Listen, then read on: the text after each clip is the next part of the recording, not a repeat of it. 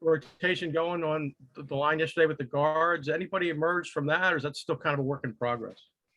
Yeah, I think we'll take it week by week. We felt Cody was doing a pretty good job in there. So, Bobby thought that he would be a good guy to keep in there for a while. He did a pretty good job in there. Obviously got to do better, but we'll take it week by week. Hey, Brian, Mike. Go on. Hey, Mike. The 4th and 1 play when you went back to Breida. Yeah. On the television broadcast, it looks like Sutton recognized the play. Was it execution? Is that one you want back? What did you see there? Well, I think anytime a play doesn't work, you always want it back. But we're trying to call plays that give us a chance here, and maybe spring a big one. And they did a good job. We motioned 19 across, and he stayed, and they got us. We're trying to be aggressive there, and certainly you'd like to have all those calls back that quite don't work out the way you hoped. But we're trying to be aggressive. Okay, thank you. Yep. Hey, Brian, it's John. I know you and Josh have great communication all the time. He had mentioned maybe he was a little amped and not taking what the defense was giving him, especially early on. What were your conversations with him like, especially early and throughout the game? And was he expressing that, or were you just trying to settle him down? What was it like? How was that back and forth, understanding that he was pretty self-aware of that? Yeah, really consistent with what it's been, John. We have good communication between myself and Doris and Josh and the rest of the guys. First game, there's obviously plays that we'd all like to have back.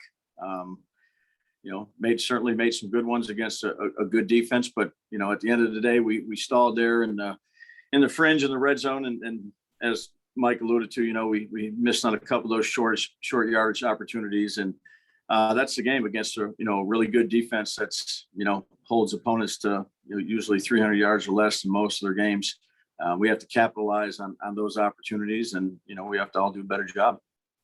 When you notice and recognize he is either a little off or not exactly in rhythm, do you alter your play calling to try to get him in a rhythm? And how exactly do you do that? Obviously never calling plays. I'd have no idea. No, that's a legit question. Look, there's different play types, right? There's, you can turn your back and play action stuff, and you got a good rush. And even though your play action, they might get back to you with your back turned. You can keep it all spread out in front of you so you can see the whole defense and try to get the ball out as quick as you can to playmakers.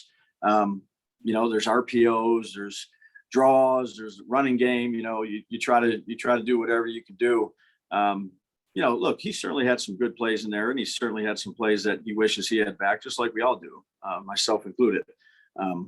So that's what we'll get to work on. Thanks, Dave. Yep, you got it. Hey, Brian, it's Catherine. When you Kath. mentioned, good to see you. When you mentioned that idea of trying to spring a big one on the opponent on either 4th down, maybe some of those 3rd downs as well, where do you find that balance of, you want to catch them off guard, you want to do something, but also you don't want to get over creative or do too much if that takes away your effectiveness? Yeah, look, Catherine, I'd say we spend a lot of time. We try to put the best plan together that we can, and throughout the game, we try to call the best plays we can call. They're not always going to work. Again, certainly you'd like to have some back, but you put a lot of work and effort into it, and a lot of studying, and you have a plan, and that plan kind of adjusts throughout the game. And you'd like them all to work. There's no question about it. Unfortunately, it didn't, and I'll take responsibility for that. Hey, Brian, Josh Reed here. Hey, Josh. Hey, man. Thanks for taking a couple of minutes. Yeah, no problem. The Steelers were able to get a lot of pressure on Josh, and didn't seem like they had to bring anything more than just the guys up front. When you went back and watched it, I would assume that's pretty big concern of yours. Yeah, look, our job is to protect the passer from inside out, keep the depth and the width. Certainly we'd like to do as good a job as we can do that. But when you play against a team like that, you go back to the last couple of years, these games have kind of been like that against this team. Give credit to the Steelers. Give credit to the Coach Butler and to the players that they got. They're hard to deal with. So, that's something that we work on every week. We're going to have to work on it this week. But that's give credit to those guys. They're a really good defense. Hey, one last quick one, and correct me if I'm wrong, but I know that a lot of people are talking about this 4th down and 1 call and the pitch back to Breida and everything. Yeah. Did you not run that a couple of years ago? And wasn't it successful? Am I wrong? Maybe I'm wrong. I may not be remembering it correctly. Am I wrong? Did you ever run that play? Or no? No, we didn't run it. Okay. I'd say the Bills ran it Okay. a while back. Okay. With Bledsoe. Okay. And they hit a big one on it. Okay. Again, you're going to try to put those guys in the best position you can, and you wish they all work. So again, I'll take responsibility for that call. Sure. Okay. Thanks. I appreciate it. Thank you. Yep.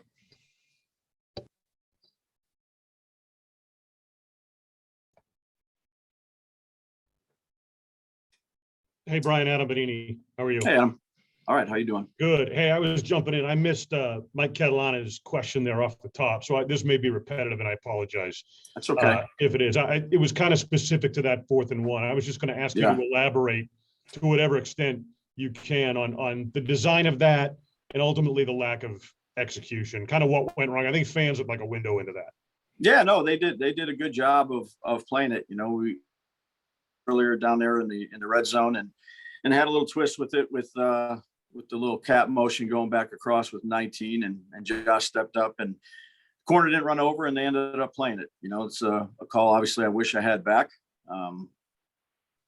We were being fairly aggressive, I'd say at that point, similar to kind of Vegas last year. We hit Gabe on a short yardage and we hit a jet sweep on one of them. And, we put together a plan and obviously it wasn't good enough. Between that play, and obviously this is asked with hindsight being 2020. Sure. Between that play, the flea flickers kind of come up, that sort of thing. Yeah. It seemed like you guys might have been a little gadget heavy yesterday. What was the reason for that? And would you do it differently? Well, we ran 2 gadgets. We ran that one and the flea flicker and both of them didn't work. So when you run gadgets and they don't work, no bueno, right? Not good. And again, I understand that. And, when you run them and they work, they're good. They're aggressive play calls. So, again, at the end of the day, they didn't work. That's my responsibility. I guess if maybe I didn't do a very good job of asking the question. It suggested to me anyway, maybe was there an issue, whether it was the offensive line or whatever was going on? Did you feel maybe you needed to resort to that given the way that Pittsburgh's defense was playing you, or was that just something you had in? No, we've been working on those plays since the beginning of OTAs and training camp. And, we thought at that point in time, we thought that was the right call. And obviously it wasn't. All right. Thanks, Brian. Appreciate it. Got it.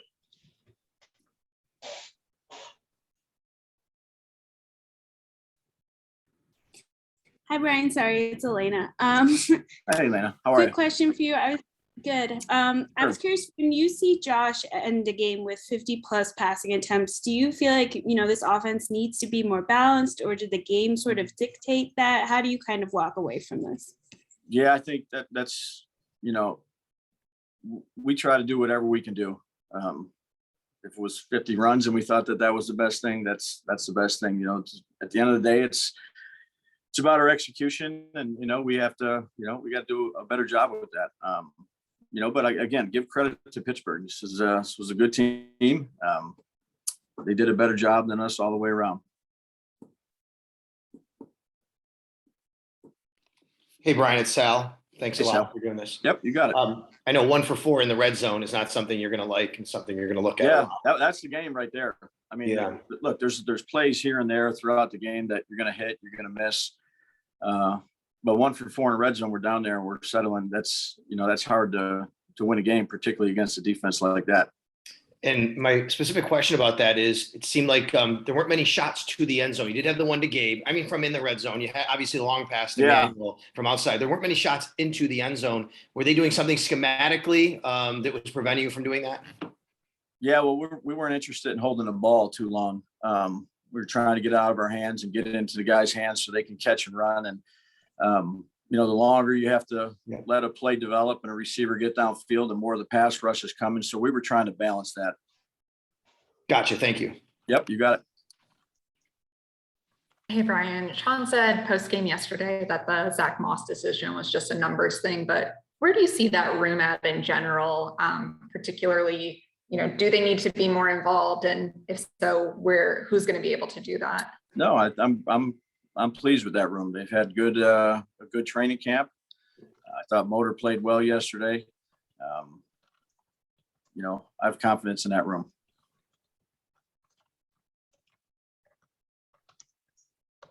Coach Daboll, Mookie Hawkins, Waffle Sports 1080. How's it Hey, going? Mook. Okay, how you doing? I'm doing good, Coach. Now, Okay. in the early process of the game, you were calling some good plays. You were emptying out. You were flipping Singletary on play side, and y'all was running those 4 verts. You had some great pay calls, but it just seemed like Josh was, he misread on some of those. Do you think he was predetermined in some of those routes? No, I thought, look, Josh would be the first one to tell you there were some that he'd like to have back. Like I said, just like all of us would, starting with me. There's a decision that you have to make, and you have to make it quick when guys are rushing and getting on you. And I'm certain that he would like to have a few back, but that goes for everybody. Again, give credit to Pittsburgh. Absolutely, Coach. And how about the play of Devin Singletary? Care to talk about the way he played for you yesterday? Yeah, I thought he made some nice runs when there wasn't, there was a few defenders in a hole. He made some cuts and got north and made some nice plays. Devin's had a good camp. I think he had a good game yesterday. We'll keep working with him. Absolutely, Coach. I know how week 1 is, trying to dial it up and get things in sync and chemistry and all that. I know you'll do a great job going forward. Appreciate Coach. you, Mook. Yes, sir. Good luck this week. All right. Thanks. That's all the questions we have. Thanks, Coach. Okay. Thanks, guys.